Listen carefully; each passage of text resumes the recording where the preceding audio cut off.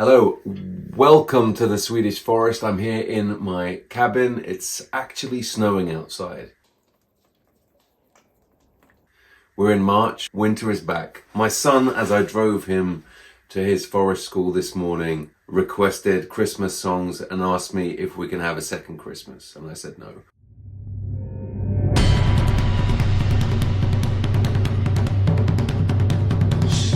So I'm here in the cabin and I wanted to talk about something that's not talked about that much, right, in publishing, which is, I wanted to talk about my book, The Chamber. So let me find it. That was not too difficult. This is The Chamber, which came out last year. Okay, in you go. Stay safe, brother. You know, I'm one of those authors, foolishly, who tries to write something completely different every single book. And my books generally come under crime thriller genre, but they push outside of the boundaries of the genre into science fiction, into I don't even know. There's a little romance in there. There's the family, very gothic, atmospheric. But The Chamber was again a little change because it was set inside a saturation diving chamber. A 16-foot by 7-foot closed capsule. Pressure is 19 times higher than it is outside. To eat, rest, and sleep in here for 28 days at a time. And my readers have loved this book, so that's wonderful. But the thing is, and any author knows this, I think, after they've written a few books, you have your core readership who come to your events and they're interested in your books and how you write.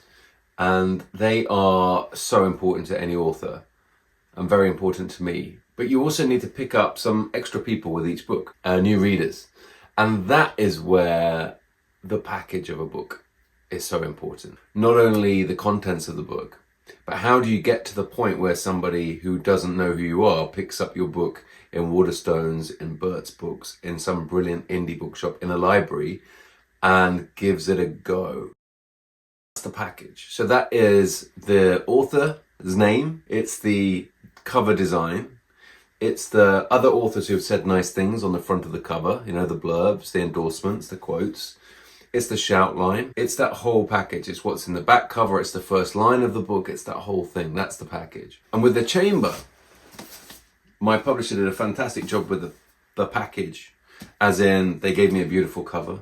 It's so kind of moody and it looks beautiful on bookshelves. On the front cover here I have from Liz Nugent, from Sherry LaPena, and from Chris Whitaker, 3 authors I admire a great deal.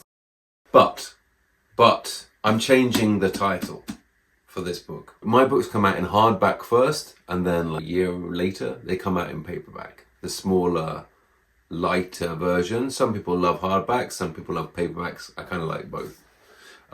We're changing the title. And you might ask, why on earth are you changing the title? The Chamber is a good title. And I would say, yes, you are right. The Chamber is a good title for this book, but it's not the right title.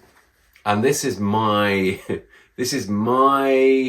learning moment, or my mistake, really.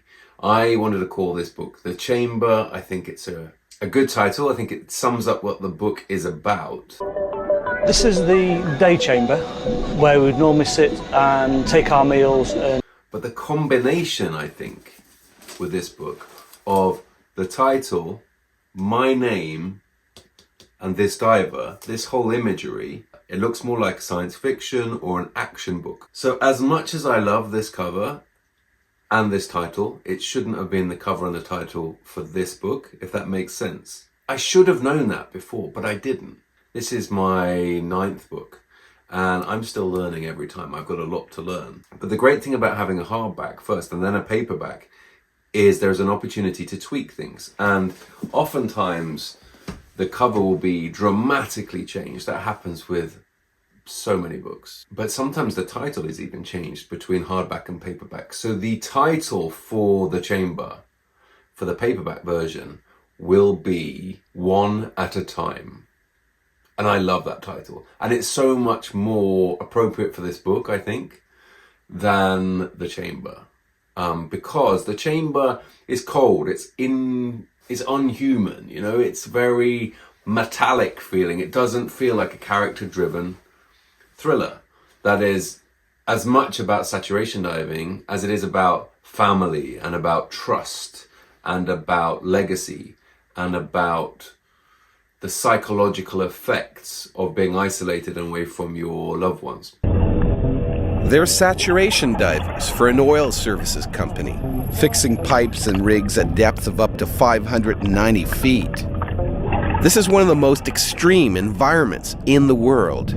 One at a Time, for me, feels very Agatha Christie-esque, which is exactly what this book is, as in, we have a locked room situation, kind of like And Then There Were None, which is one of my favorite Agatha Christie novels set on that island. Good afternoon. Welcome to Soldier Island.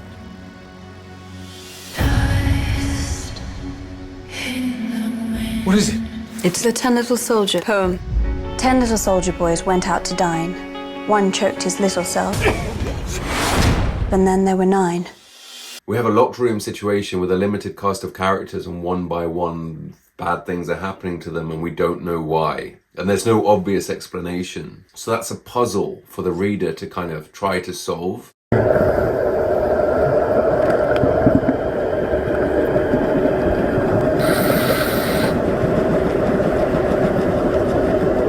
But it also means the stakes rise and the intensity and claustrophobia rises with every death. One at a time, you can see it. You can see one by one people dropping. And nobody, the survivors not knowing why and having all of those questions and that doubt and that self-doubt and that lingering sense of madness and menace. And this is not a decision we took lightly, because some readers will hate this. And the reason is, it's kind of confusing. It's the same book with 2 different titles.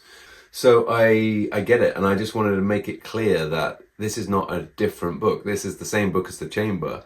We just have a new title, and we'll have a new cover dynamic, and we'll have a new package. We don't want people to be put off by the idea that this is some adrenaline-fueled, fast-paced action thriller, which it isn't. I don't want to misrepresent the book. And like, I love those kinds of books sometimes, like Lee Child books, but I don't really write those books. I write character-driven, twisty, really claustrophobic and intensely emotional thrillers. I think it's a better title for the book. The female protagonist, Ellen Brooke, is so multi-layered and complicated. Like, she had me guessing, and it took me a lot of rewrites to understand her. And she's very strong. I mean, being a female saturation diver is quite a rare thing. And being inside of her head, in that world, trapped inside a saturation chamber, with 5 other professional divers, and something goes wrong and someone dies and someone else dies. That feeling of just being trapped and not knowing what's happening next, and knowing the police can't come in to help, and knowing that the people you work with every day are the bottom of the ocean, the people you trust with your lives every day. Even on a good day, visibility in the pitch black depths is a challenge, and curious onlookers are never far away. One of them is causing this to happen, and you don't know who. So One at a Time is the new title, and I love it, and I'm very happy that we have an opportunity to change the title, and I hope that readers will enjoy the paperback when it comes out. And I hope that explains the reasoning why.